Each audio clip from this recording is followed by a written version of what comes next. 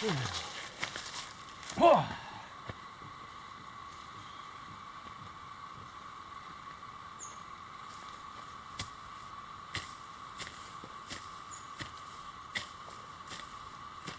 I've been working on flattening out a section here of the ground for my lumber mill for a couple days, and right now I'm having an amazing time because there are no ants. There was a huge ant hill I went through back there, and then one like right here. And man, when you hit those ant hills, those ants just whoa everywhere. And they bite your feet. Oh, it's terrible. So for about half an hour, everything I did was like this, to try to keep the ants off my feet and stomp them. Which sort of worked. I still got bitten a bunch of times, or stung, or whatever you call it. But I got through them, and now there are no ants. And this feels amazing. I feel like I have such a treat here, digging with no ants. Which is funny, because it's not like this is easy. It's not like it's any easier than it was before the ants. It's just with that extra obstacle in the way, it reset my standard for what was comfortable. So when I started digging, it was hard. I was struggling, and then I got the ants, and it was way harder. And then I got rid of the ants, and I was so used to the harder thing that now this is like a piece of cake. And it just reminds me of an important life lesson, which is this: comfort only exists in contrast to discomfort. Pleasure only exists in contrast to pain. Without one, you don't get the other.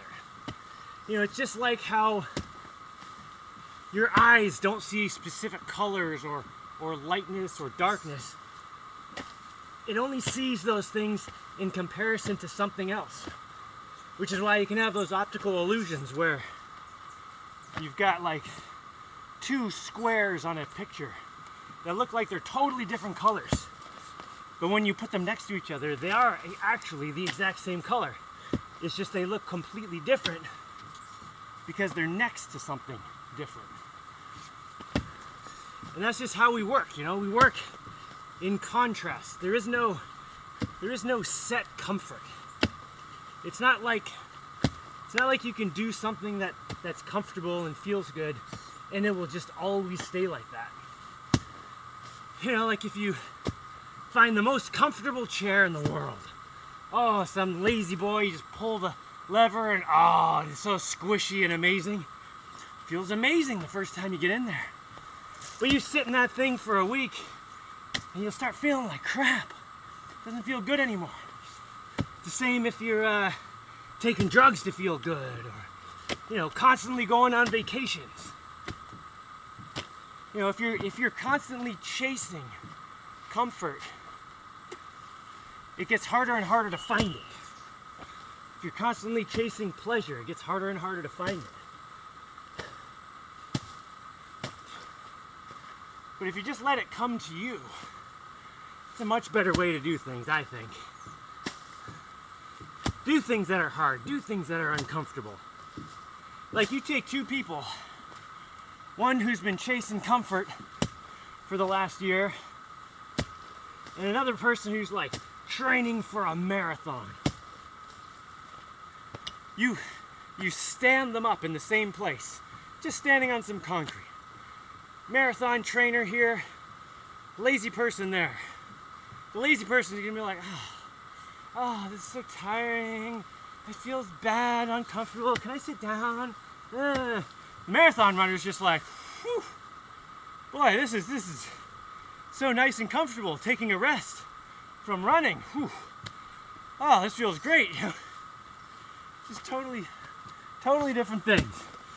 And that's also something that I think people confuse a lot, that people forget about when they're doing things like looking at other people's Instagram or Facebook or YouTube or whatever, and they see these people doing all these amazing fun things, and they think, oh my God, that person's life is so amazing. They're constantly just having decadence and eating the most amazing food all the time and going to the most amazing places and doing the most amazing stuff. But the fact is, their life isn't going to be any better than anyone else's. Particularly if they don't have that contrast. And this is one of the traps of money. You know how it's often said that when people win the lottery or they get rich, they get a lot of money, they often end up more unhappy than before. And it's because people have an idea that if life becomes easy, they're gonna feel better. But it doesn't work that way. When life becomes easy, you then have to artificially add in the discomfort. You have to do something that's hard purposely, because that necessity has been taken out. And humans need that. We need to have discomfort. We need to struggle and fight. We need to push. We need to try hard. If we're not pushing ourselves, then there is no possibility of comfort or pleasure.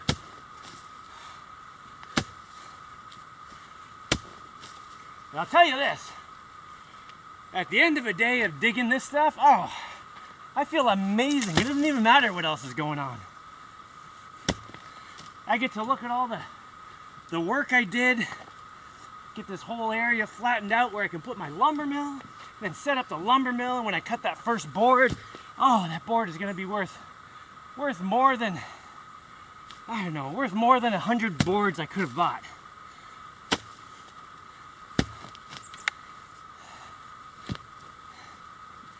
And then I'll eat food, and you know what, man? Food tastes like 5 times better when you're really hungry, when you've really been working. All right, well, I'm just gonna keep going with this for like another, I don't know, the rest of the day until I get up there. So, I guess I should turn this nonsense off and get out of here. Oh, there's an ant in my shoe. Still a few around.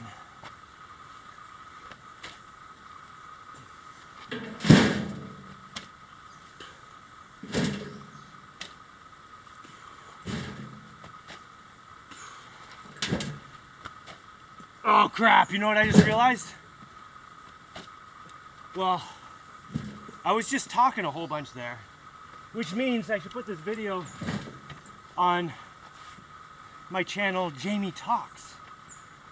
But now I'm building, and I stopped talking, which means this video should go on Jaimie Builds. Oh, what am I gonna do?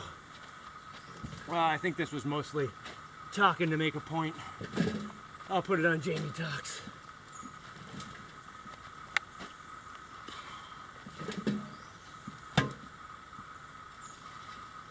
Hey, quit staring at my butt.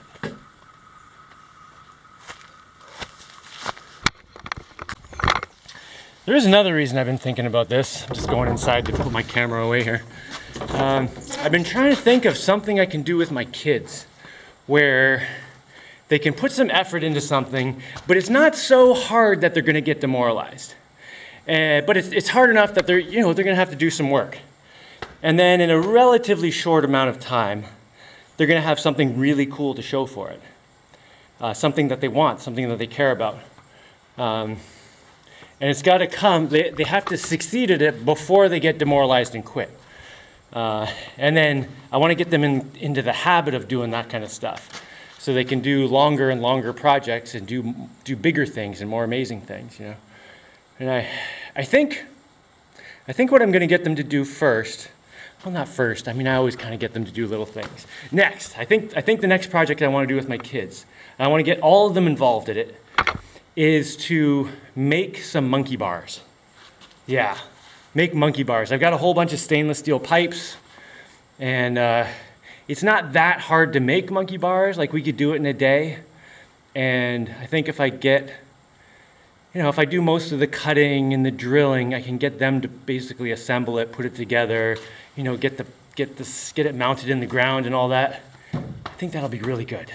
Yeah, monkey bars. Monkey bars, kids. I'll have to get them to draw it first. Figure out, let them design it. Yeah, help him a little bit. Yeah.